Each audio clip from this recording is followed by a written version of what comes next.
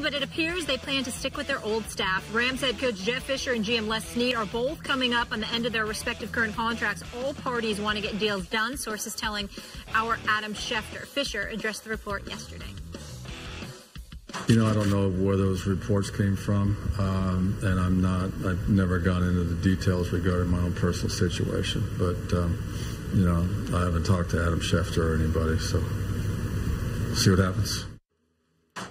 Fisher's compiled a 27-36-1 record in 4 seasons with the Rams, but has not had more than 7 wins in any season with the franchise, but an extension potentially on the way. Stephen A., your thoughts? I'm disappointed, to be quite honest with you. I don't know Jeff Fisher. He seemed a bit aloof there about the great Adam Schefter and others, and that's him. That's his business. Adam Schefter can handle his own business. I won't try to do so for him. And one of the things that I'm cognizant about is this, Tim and Max.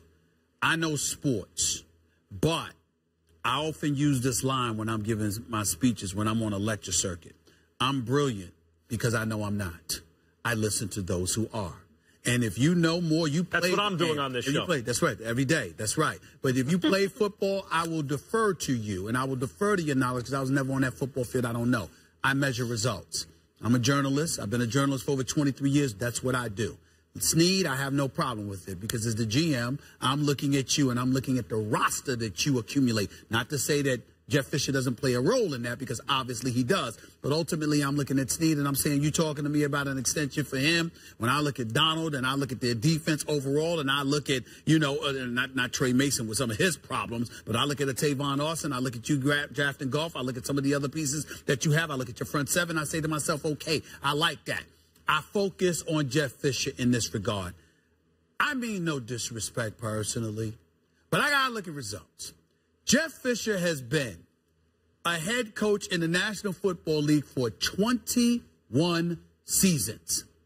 15 of them have been 500 or less. Actually, 10 have been under 500. The other 5 have been at 8-8. He did go to a Super Bowl in which he lost when Steve McNair was his quarterback in Tennessee. But outside of that, Jeff Fisher literally has, in terms of playoff appearances, a 6-15 record. He's been in the playoffs 6 times. He's been out of the playoffs 15 times. Not only does he keep getting a job, but one extension after another. Now they're moving to Los Angeles. So from St. Louis to Los Angeles. Now, I love St. Louis. Great town. You understand? I get it. But damn it, if you give me the choice to be in Missouri or to be in Los Angeles, what you think I'm going to pick? Life is nice. And it just amazes me how somebody like a Jeff Fisher can sit up there and have one losing season after another, and continues to get paid. He is making life very, very hard for me because, for example, I'm a guy, Tim, was on the record. I don't think Marvin Lewis should still be in. I'm not saying he shouldn't be a head coach, but I don't think you should have 12 years at the same franchise, never win a playoff game, and still keep your job there. You might be deserved to be a head coach, but not there. I look at a Jason Garrett and I say, well, you know, I mean, what have you done? Well, you shouldn't be there. Not to say that you shouldn't be a head coach, but I'm looking at it and I'm saying, I can't say anything about any coach unless I say something about Jeff Fisher because it amazes me how you can be a coach in today's NFL. This dude was a coach in the 80s. 90s, now here you are here, and you still got a head coaching job, extension, and you keep losing. I don't understand. I just don't. Listen, I agree with everything you said. It's surprising to me. You talk about it just looking at the results. You're right. I think you start to look at it from a football perspective. You think about when he had success. It was a long time ago. Long time. And the way his teams had success were very different than the way teams have success now, or the way it's turned into an offensive game. It has been.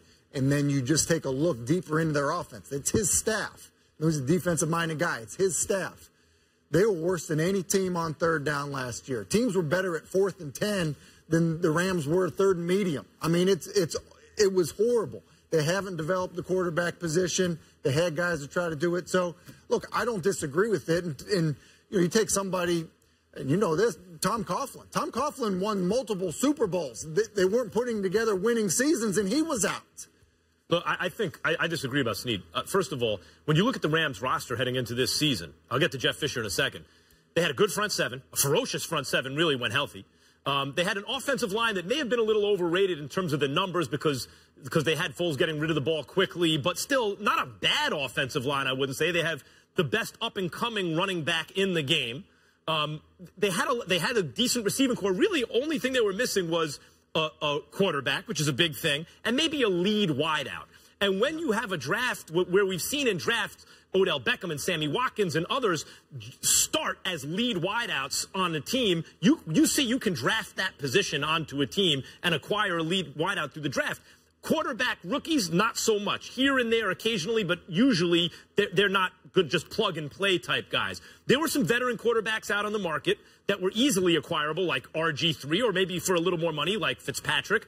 But they were out there. You could have signed a guy like that, drafted a lead wideout, and maybe been ready to go. But instead, they took all these resources, 1 million draft picks, to trade up for Goff, who's not considered like a slam dunk kind of Cam Newton or Andrew Luck out of the draft.